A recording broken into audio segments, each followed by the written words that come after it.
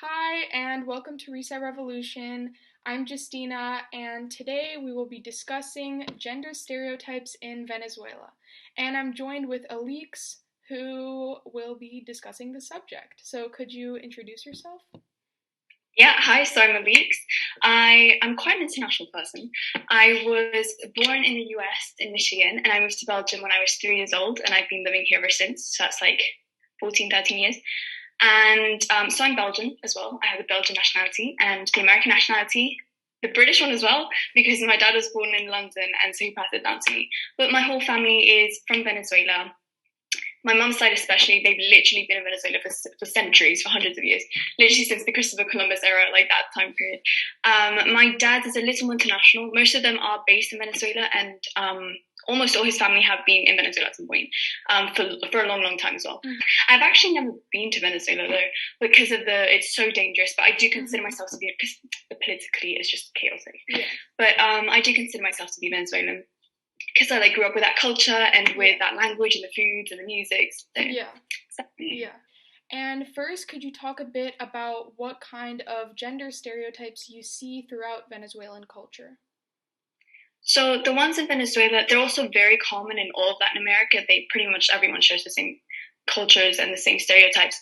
The main ones to look out for is machismo, which is the idea of men needing to be macho and that incredibly prideful masculinity that they hold. It's very, very common throughout the whole of Latin America. And it's just incredibly toxic, I find it to be, because it's not that it is similar to the idea of in Western culture, the idea that men need to be manly and they need to man up and that they have to bottle their emotions. But it's just a lot more toxic than that. It's just aggressively prideful. Anyone that's not a man is just inferior. Mm-hmm. They have that need to feel superior, and that just brings out a lot of toxicity in the culture. And in the whole of Latin America, there is obscene amount of catcalling and over-sexualization of women. The things that my cousins, my aunts, my grandmother, my mother has told me about walking down the street is absolutely horrible. It's it's worse than I've ever heard. And that's because men feel the need, they feel that they own women because of that idea that they're incredibly prideful of the masculinity and that they're men and that they're superior. And so that's definitely a main one. And then as a result of that, women are expected to stay at home, take care of the kids, cook, clean, take care of the house. And I do think that's because of machismo, because men don't really feel, they don't think that they feel they're too good to clean and to cook and to take care of the house. And because women aren't good enough, they have to be the ones to take care of it. And so throughout the whole Latin America, you will see women being the ones who take care of the house. And they naturally do it even today. And in movies as well, you saw that in Coco, the Disney film, you see that all the time. And the idea of women being the ones to discipline the kids with a chancleta, the flip-flop, they threw the flip-flop at them.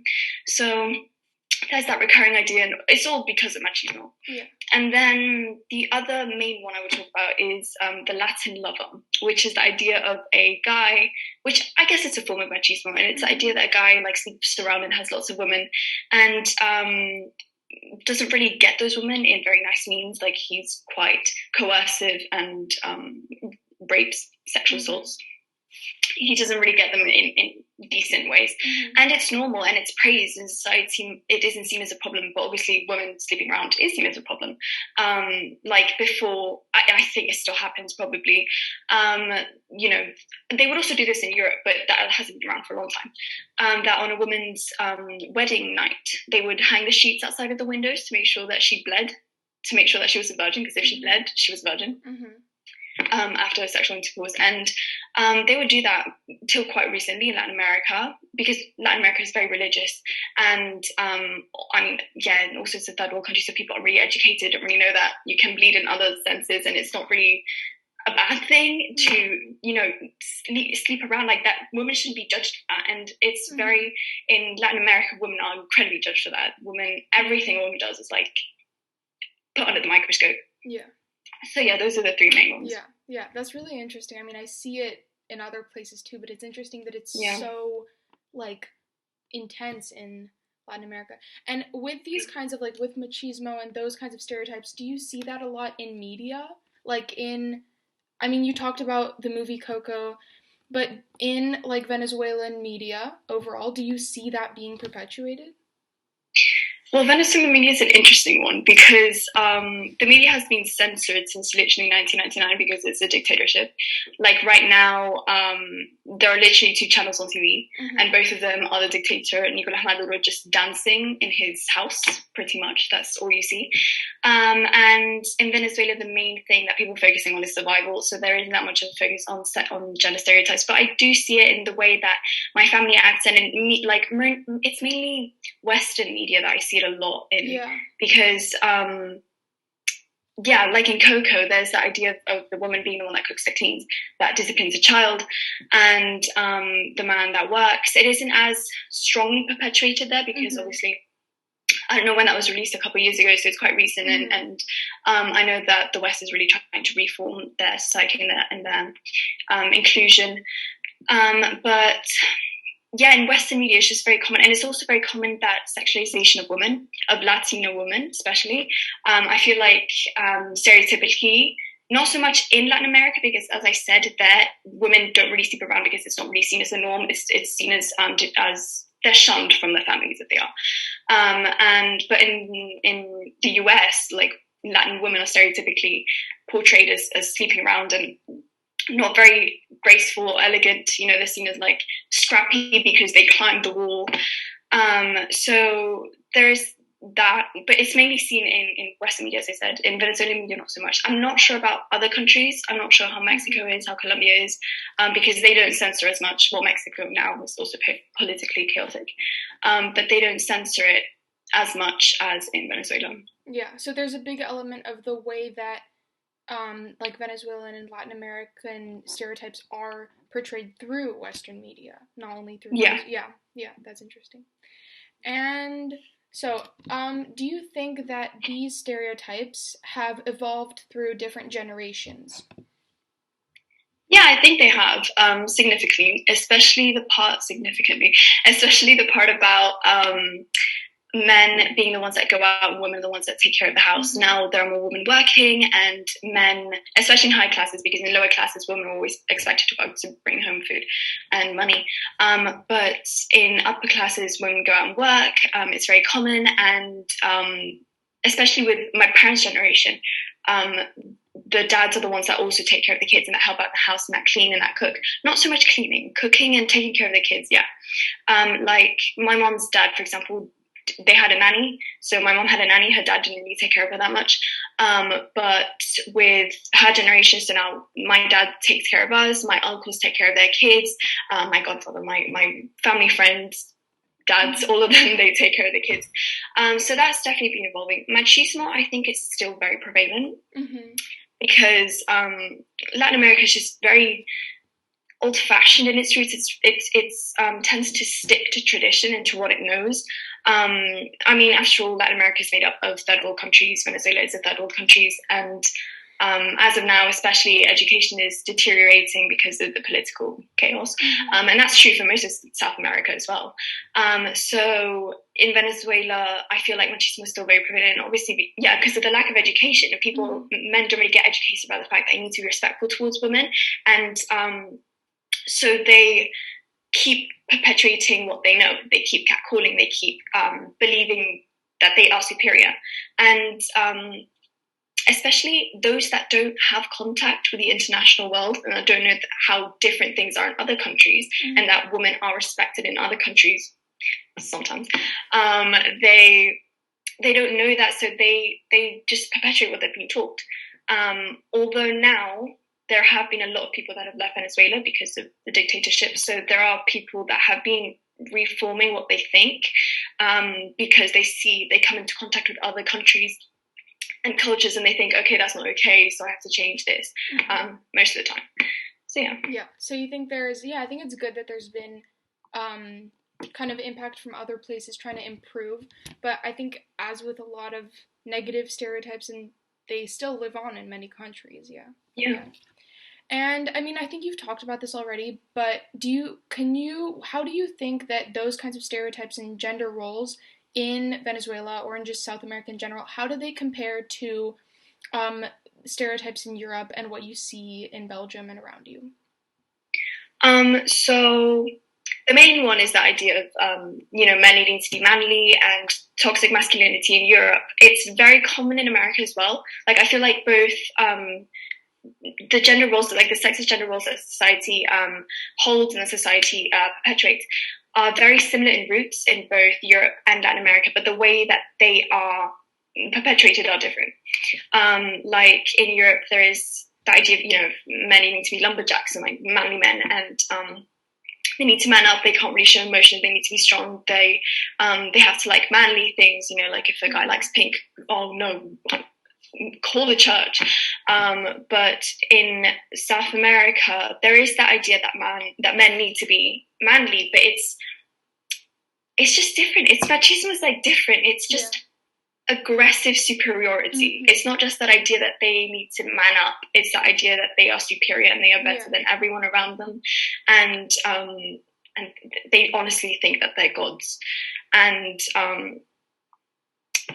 So for men, that's the main one that I see. For women, but then again, Europe is trying to reform, but I feel like because society was founded on sexism, they will always hold those sexist principles. There will always be those gender roles will always be perpetuated. Like the other day, I was in I went to school for swimming on Saturday.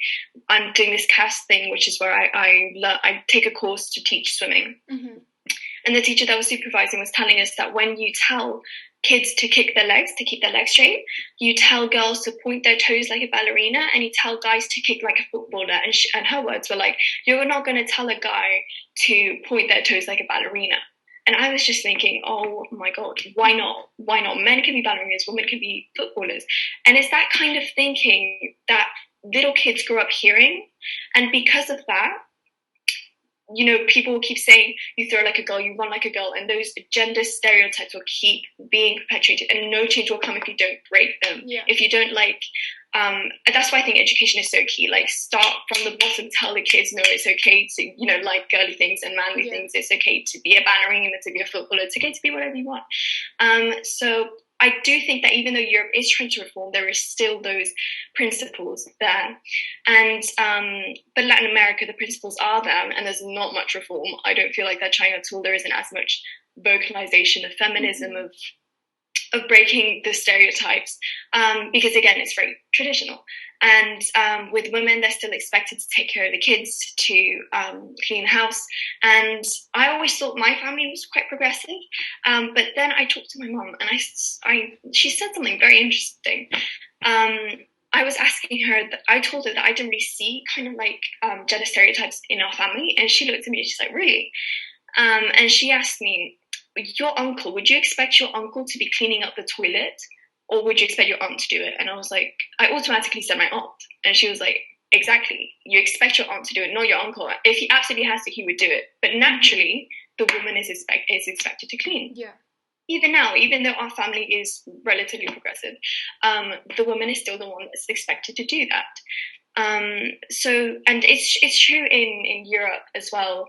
I feel like, especially with cleaning, not so much with cooking and other things, but cleaning, it's usually seen as a woman's job, and cleaners, usually women. And when in classrooms, when people are expected to clean up, it's like the boys come and help me carry the chairs, the girls stay and clean up. So there's the idea that they're still there. They will always be there. They are differently perpetuated though, and it's very aggressively perpetuated in South America. Like sexist jokes, you really can't, like, everybody in South America makes sexist jokes, racist jokes, and especially with sexism, women can't really call it out because men are not afraid to assert the dominance, and that is very scary. Whereas here, people do call out, and there is that debates that stem from this, and there is that conversation that revolves around sexism. In Latin America, that out the window. So yeah, I think what you said about how your mom pointed out, I think it just goes to show how those stereotypes are so deeply rooted in us that sometimes we don't even notice them anymore. It's so normalized. Yeah.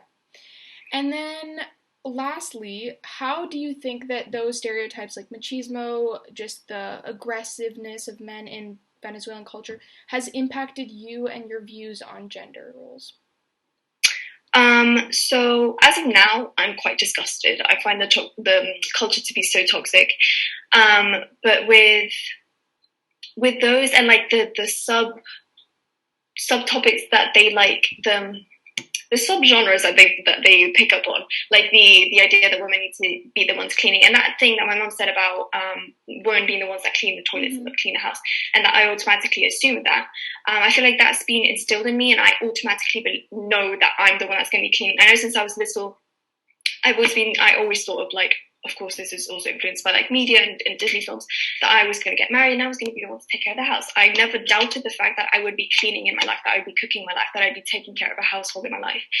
Whereas I'm sure like my brother or my male cousins have doubted that or don't really think about that. But I definitely have. And up until that conversation with my mum, I automatically assumed that women clean. And it's just naturally what I was conditioned to believe with that culture, what I was conditioned to do. And obviously that is because of machismo and the idea that women are inferior and men are superior.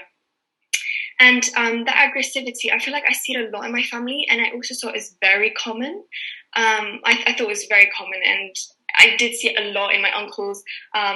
The sexist jokes they would make, I never really thought about it. I just thought it was normal until I became more familiar with civil rights movements and civil rights in general, and the fact that that's not really normal and that shouldn't be like that. And now I'm quick to call out on it, and it leads to heated discussions around the dinner table. And I know that a couple of weeks ago for Women's Day, International Women's Day, my cousin, she told me how she's in a group chat with the whole family, and one of her uncles said, happy International Day to all the women, and also to all the men who didn't get celebrated on their International Day. And I know that a couple of years ago, I would have found that completely normal. I wouldn't have questioned it. I would have thought, okay, either it's a joke or like I just wouldn't have questioned it. I wouldn't have thought it was abnormal. But now I did question it, and we were both disgusted. We thought he was joking at first, but he wasn't. He was being dead serious. And the way that the group chat was just so divided between the women saying that, no, that's not okay, and the men saying, no, we should be celebrated as well. And that's the idea of machismo, and the fact that they're prideful of the masculinity, and that the second that they're not in power, they have to gain it back. And so I think that's why there's so many sexist jokes as well. In Latin America, there's not that big a problem with sexism because men are taught to exploit the oppressed in order to maintain their supremacy. And that was very common. It's very common in my family. It's very common in the way we speak. Like microaggressions, like you run like a girl, you throw like a girl. That's very common. I heard it all the time growing up, and not necessarily from my family, but definitely from my extended family. And so for a while, I thought it was normal. For a while, I really did not think I could be as strong as a boy. I grew up thinking that men are stronger, that women are weaker, and that's biological. It's the way nature is.